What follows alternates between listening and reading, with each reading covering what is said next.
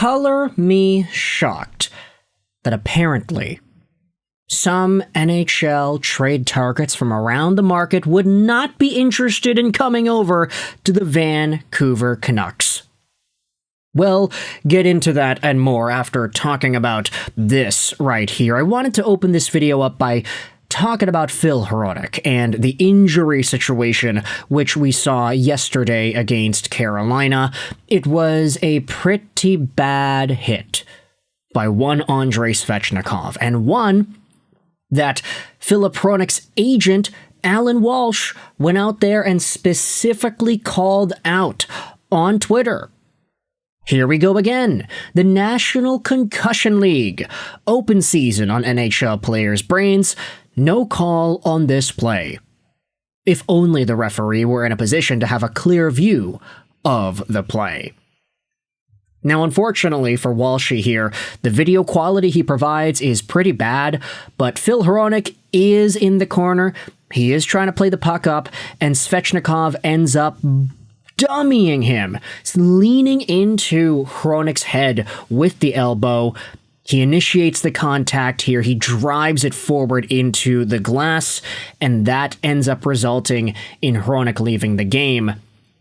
We then saw ourselves Walshy talking about it even more, Peros and his merry band of kangaroos quietly plotting another fine. Cue the press release. Now, Svechnikov was not penalized on the play, and Hronek was removed from the game from a concussion spotter. So that is how the Vancouver Canucks lost out on him. We had some other tweets that went over the situation here as well. Rick Dhaliwal says there is no discipline coming for Andrei Svechnikov and his elbow on Filip Hronek last night. While it could have been called a penalty on the ice, the movement of Hronek as he is moving the puck substantially contributes to the hit to the head rather than Hronek's arm. So you can take that interpretation how you will. I will say the video quality doesn't really help, but when Hronek is shooting the puck out, he does kind of lean forward a little bit, which, you know, we're not going to get into the semantics of that in this video. I just wanted to acknowledge that situation here before we continued. Adam Kiersonblad of the Hockey News went out there and tweeted this. Did Andrei Svechnikov elbow Hronek in the head? Yes. Did Hronek leave the game due to injury? Yes, he was pulled by a concussion spotter. The NHL's Department of Player Safety said it's Hronek's fault for having a head in the first place. And then you have this. And then you have this. Individual frames. Yeah, no, that's pretty substantial, I'd say. Anyways, if the Vancouver Canucks lose out on Filip Hronek for any extended amount of time, no Quinn, no Filip Hronek, welcome back, Victor Mancini, I guess you could say. The Vancouver Canucks are going to be in an even more dire injury situation, and they're going to have even more reason to try to contend for the playoffs because, oh, we've been hurt all year. Our team isn't just bad, we're hurt, and that's why we're not winning any games. Like, okay. Speaking about acquisitions and trying to make the playoffs, let's dive into some names that Vancouver has been linked to that we actually can provide updates on, including one that apparently straight up rejected the Canucks. Let's go out there and see this here. Cam Robinson was speaking on Sakaris and Price earlier in the week, and he said the Vancouver Canucks were poking around Ryan O'Reilly. From what he was told, O'Reilly is not interested. I think he's looking, if he's going to move, to jump to a very legitimate contender team.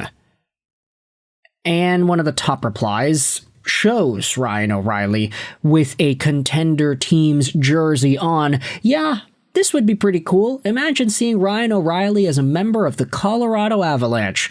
It's not like something we haven't seen before, but still. Hearing supposedly that O'Reilly was in a spot to not be interested in Vancouver, that makes a lot of sense to me. Firstly, the Vancouver Canucks are one of the worst teams in the NHL, straight up when it comes to win percentage, points percentage, wins, and points in general. They're not doing all too hot this season. So if Ryan O'Reilly is being approached and he's like, hey, you want to get traded out of Nashville? Give us some picks and prospects? If they come up to him and they're like, hey, what about Vancouver? You want to go there? He's like, no, they're not doing well. I want to go to a contender.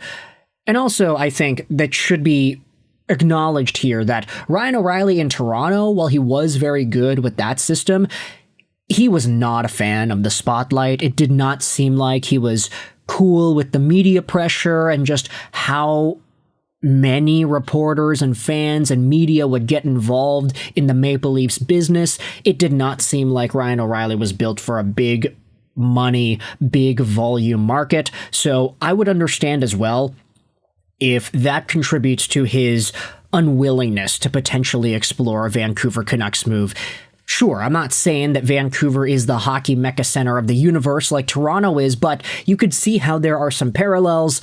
Vancouver sports goes crazy for the Canucks, and especially with a team like this that cannot seem to find wins, that cannot seem to stay healthy, that cannot seem to paint a productive moving picture for the team moving forward, especially with the owners and the management's part in that. You can understand if Ryan O'Reilly is like, yeah, no, I don't want to touch that. I don't want to touch the media fire that is Vancouver hockey at the moment.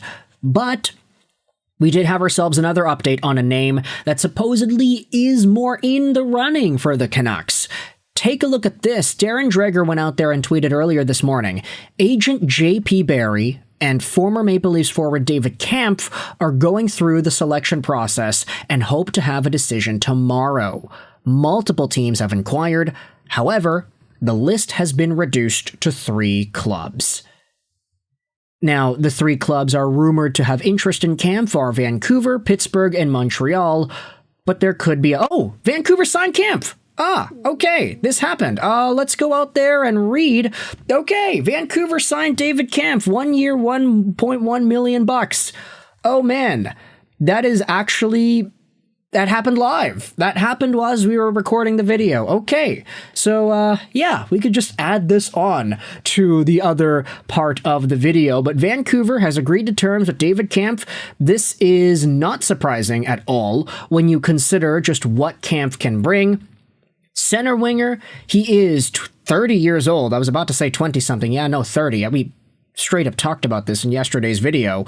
But David Kampf formerly was a top Czechia hockey player in the Pro League over there. He found himself in the NHL with Chicago, became a 19-point scorer in 63 games, then found himself over in Toronto where he had scored a peak of 27 points in 82 games over there. He had 13 points in 59 games last year as a middle to bottom line center winger, and this year he ended up playing 4 games with the Marlies, scored 1 assist, that's it. He was sent down, he didn't like that, he wanted to be given a bigger role in the National Hockey League, and the Maple Leafs were not able to do that. Yes, it's true they lost out on Mitch Marner, but they ended up getting a whole bunch of other guys, which filled up the roster spots quickly, which made Kampf's role on the team obsolete. Thus, allowed him to go through a contract termination process, which we had highlighted yesterday, and which Kämpf would see himself get another NHL opportunity. He left $3 million on the table to bet on himself and to prove that he actually has NHL projectability. It just wasn't going to happen with Toronto at this stage, so to see him head over to the Vancouver Canucks, this is, of course, a pretty big deal. Vancouver gets their center. And with that in mind, all of a sudden you hope Elias Pettersson and his role on the team gets diminished a little bit. Not because Petey hasn't been good. I will say that he's probably been the best Vancouver Canucks player this year. But this guy has been taking every single face-off, it seems. He's been charged up. They're really working him hard. And you have to start asking yourself, too, like with Quinn Hughes, is it the best move to take your peak of the line players and toss them into every situation imaginable, play them 25 plus minutes a night? Is that the right idea, especially when you're trying to get the best out of them? Can you overwork Pettersson?